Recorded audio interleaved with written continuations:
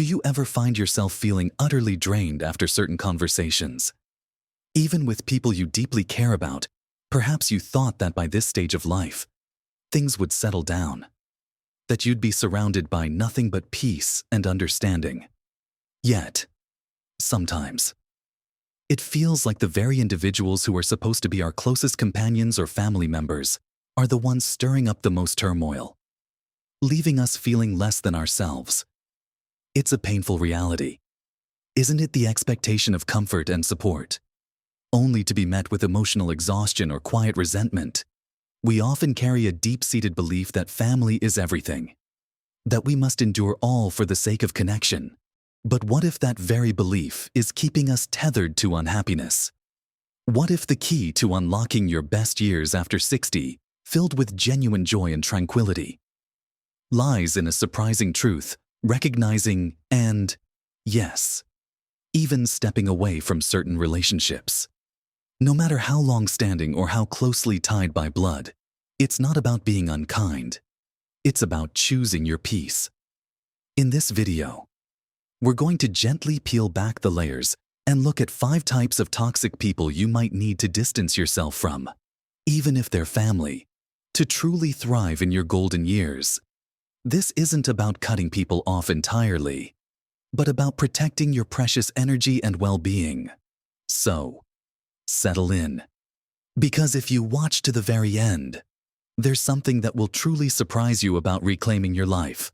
Let's dive right into the first type of person who can unknowingly, or sometimes knowingly, steal your peace and joy. The constant complainer, often wrapped up in the cloak of a victim. Imagine this: you're looking forward to a pleasant phone call or a gathering, hoping for connection and warmth. But as soon as the conversation starts, it quickly veers into a monologue of woes. Every suggestion you offer is met with a yes, but, or an explanation of why nothing ever works for them. Their problems are always bigger, their suffering more profound, and everyone else is somehow to blame. They rarely ask how you are, and if they do, it's usually just a polite pause before they launch back into their own narrative of misfortune. These are the people who seem to genuinely thrive on negativity, drawing you into their vortex of despair. They don't want solutions. They want an audience for their never-ending struggle. Perhaps it's a sibling who constantly recounts their financial troubles, never taking any practical steps to improve their situation, yet expecting you to listen to the same story repeatedly. Or a longtime friend who complains about their health, their neighbors, the weather, the government, but dismisses every piece of advice you offer with a sigh and a defeated shrug. They might say things like, "Nothing ever goes right for me," or "I'm always the one who suffers," making you feel guilty for even suggesting a different perspective. They create an emotional burden, leaving you feeling drained and helpless, as if you're carrying their unhappiness on your own shoulders.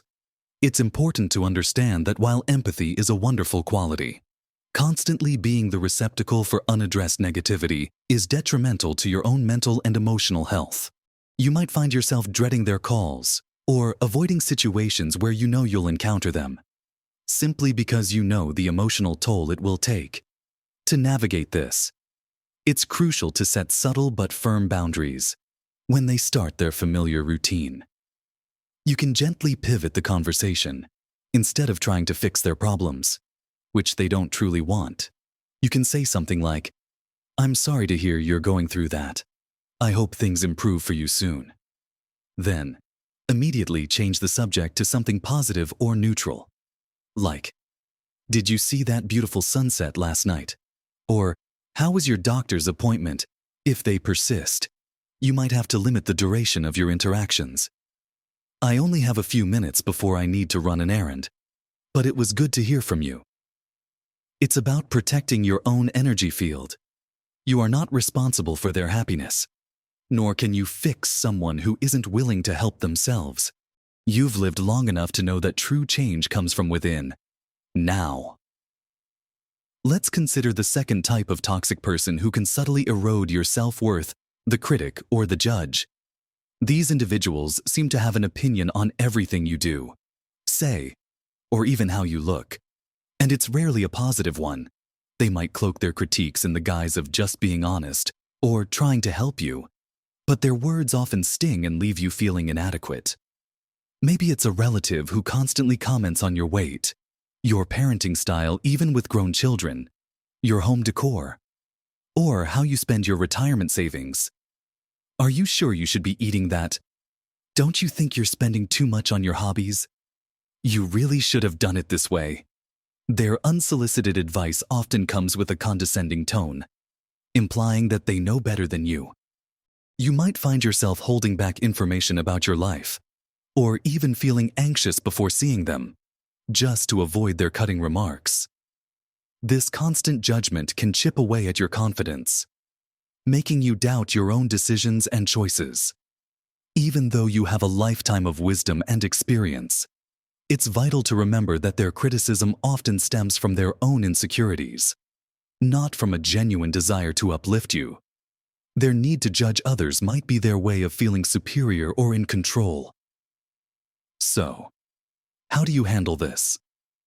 The first step is to internalize that their words are a reflection of them, not you. When a critical comment comes your way, rather than defending yourself or engaging in an argument, you can simply acknowledge it neutrally. Oh, that's an interesting perspective. Or, I'll consider that. Then, swiftly change the subject. You don't owe them an explanation or a justification for your life choices. Another powerful tool is to set clear verbal boundaries. I appreciate your concern, but I've got this handled. Or, I'm not looking for advice on that topic right now. If they persist, you can end the conversation or simply walk away. Your peace is more important than their need to be right. Remember, you've earned the right to live your life on your own terms, free from constant scrutiny. Now that we've talked about those who drain us with their negativity and constant judgment, let's explore another type of person that can truly hinder your peace, often operating with subtle but powerful emotional tools. Moving on. The third type of person who can truly disrupt your peace, especially when you're looking for calm and enjoyment in your later years, is the manipulator, or the guilt tripper. This individual uses your sense of obligation, love, or even pity to get what they want from you. Their tactics can be subtle, making you feel responsible for their happiness or well-being. Even when it's not your burden to bear, they might use phrases like, "After everything I've done for you," or, "If you really cared, you would." You find yourself doing things you don't want to do, agreeing to things you can't afford, or sacrificing your own plans, all because you feel an overwhelming sense of guilt if you don't. Perhaps it's an adult child who always has a crisis that only you can solve, demanding financial help or constant emotional support. Even when they're perfectly capable of handling things themselves, they might play the victim, making you feel heartless if you don't drop everything for them. Or it could be a sibling who constantly reminds you of a past favor they did, then expects you to reciprocate tenfold, often at your own expense. They might use dramatic language, creating a sense of urgency or emotional blackmail, making you believe that their happiness, or even their survival, depends entirely on your compliance. This creates a deeply unhealthy dynamic, where your giving comes from a place of coercion rather than genuine desire. You end up feeling resentful, taken advantage of, and utterly depleted. The key to handling a manipulator is to recognize their tactics and refuse to play their game. Understand that their guilt trips are designed to control you, not to express genuine need. Learn to say no, kindly, but firmly, without over-explaining or justifying your decision. A simple, "I'm not able to do that right now," or "that doesn't work for me," is often enough. You don't owe them a detailed explanation of why you can't or won't do something. If they escalate the guilt trip, you can calmly repeat your boundary, or even end the conversation. For example, if an adult child says, "But Mom, If you don't lend me this money, I don't know what I'll do. You're my only hope. You can respond with, I understand this is difficult, but I'm not able to provide financial assistance at this time. I hope you find a solution. And then stick to it. It's hard, especially with family. But your peace and financial security are paramount. This isn't about being cold. It's about breaking a cycle that is harmful to you. Now, let's move on to the fourth type of draining individual, the energy vampire, or the perennially needy one. These are the people who consume your time, attention, and emotional resources without ever truly reciprocating when you interact with them. The conversation is almost exclusively about them, their problems, their achievements, their feelings, their stories. They rarely, if ever, ask about you, or if they do, it's a fleeting question before they steer the conversation right back to themselves. You leave interactions with them feeling like you've been on an emotional treadmill, utterly exhausted, while they seem to be re-energized by having offloaded their burdens onto you. Perhaps it's a friend who calls you only when they have a dramatic crisis, expecting you to listen for hours, but never checks in to see how you are doing unless you specifically reach out. Or a family member who always has a dramatic story or an urgent request that needs your immediate attention, but never reciprocates when you might need a listening ear or a favor. They thrive on being the center of attention and drawing sustenance from others. They are not necessarily malicious. They are often simply self-absorbed or genuinely incapable of reciprocal relationships. The critical difference here is the complete lack of balance in the give and take. To manage an energy vampire, you need to consciously limit your exposure and engagement during conversations. Gently but consistently redirect the focus if it becomes overly one-sided. You can say, "That sounds challenging. How about we talk about something else now? I wanted to tell you about my garden." If they don't take the hint, you can set time limits. "I only have 15 minutes to chat, then I have to go." You can also suggest group activities instead of one-on-one meetings, which diffuses their ability to monopolize your attention. Don't feel guilty for ending calls or excusing yourself from gatherings when you feel your energy being depleted. Remember, your time and energy are precious commodities, especially after 60, and you have every right to protect them.